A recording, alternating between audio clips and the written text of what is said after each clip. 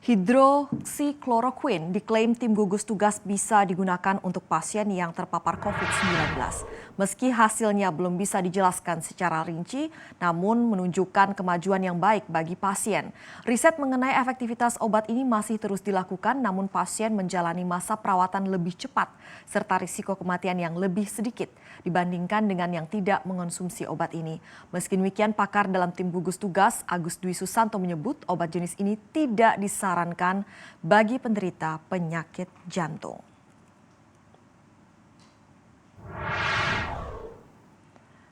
Selanjutnya, Aneka Wijaya akan menyampaikan informasi terbaru kasus COVID-19 secara global untuk Anda. Aneka. Ya, Alin, kita simak tren dan pertambahan kasus COVID-19 di seluruh dunia yang kami himpun dari situs Johns Hopkins University. Dan dari data Johns Hopkins University ini per pukul 11:33 siang tadi, dan kita lihat di sini total kasusnya yang aktif di seluruh dunia itu sudah mencapai 10.145.791 kasus. Dan untuk negara dengan total kasus terbanyak itu masih Amerika Serikat, yaitu 2.548.996 kasus. Dilanjutkan dengan Brazil dengan total 1.344.143 kasus. Lalu di nomor 3 ada Rusia, India, dan juga Britania Raya atau United Kingdom. Jadi bisa Anda bayangkan di sini dari total kasus yang sudah terkonfirmasi, ini seperempatnya berada di Amerika Serikat sebagai pusat dari COVID-19 di dunia saat ini. Dan kita bisa lihat juga ini dari peta penyebarannya, memang di Amerika Serikat ini sangat terlihat titik-titiknya yang aktif begitu lebih padat dibandingkan dengan daerah-daerah lainnya di seluruh dunia. Demikian juga dengan di Eropa, ini bisa kita lihat juga semakin padat, juga di Afrika.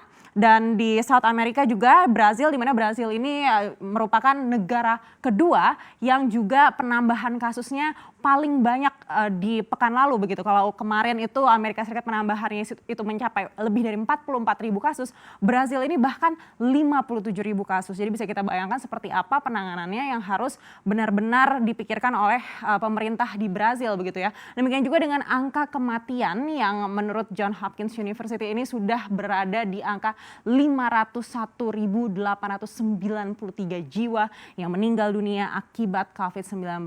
Dan Amerika Serikat masih menduduki negara pertama dengan kasus kematian terbanyak, yaitu hingga 125.803 kasus. Di posisi kedua ada Brazil, ini lebih dari 57.000, yaitu tepatnya 57.622 kasus kematian di Brazil.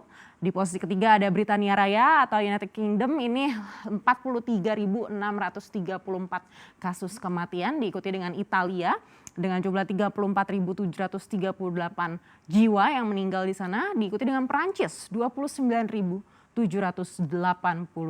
jiwa. Tapi tidak dapat kita pungkiri juga kalau memang ada angka kesembuhan juga yang meningkat di sana. Di posisi pertama tetap saja Amerika Serikat dengan total kasus yang sudah berhasil disembuhkan itu berjumlah lebih dari 70.000 kasus atau tepatnya 70.010 kasus di New York tepatnya. Dan di posisi kedua yaitu di negara bagian New Jersey, ini sudah lebih dari 30.000 yaitu 30.092 kasus.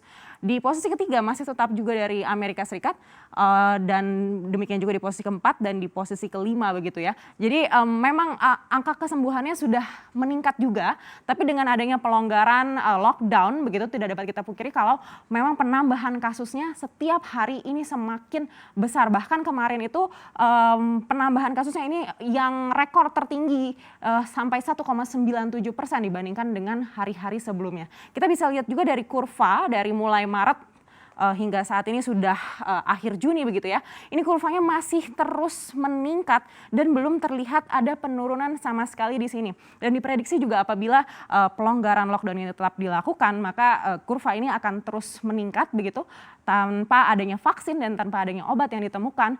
Belum diketahui kapan kurva dari penyebaran COVID-19 ini bisa melandai.